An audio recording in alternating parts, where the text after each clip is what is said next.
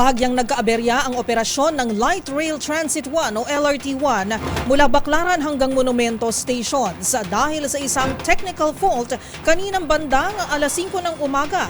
Ang mga detalye alamin sa report ni Kyle Bulyas.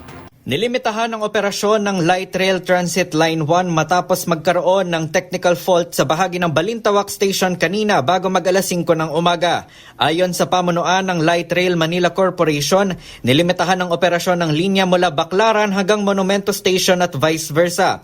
Pero agad namang naaksyonan ng mga tauhan ng LRMC ang nangyaring aberya sa bahagi ng Balintawak.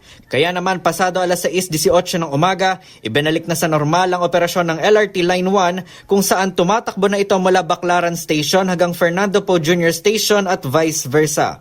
Para sa MBC TV Network News, ito si Kyle Bulyas, una sa Pilipinas, una sa Pilipino.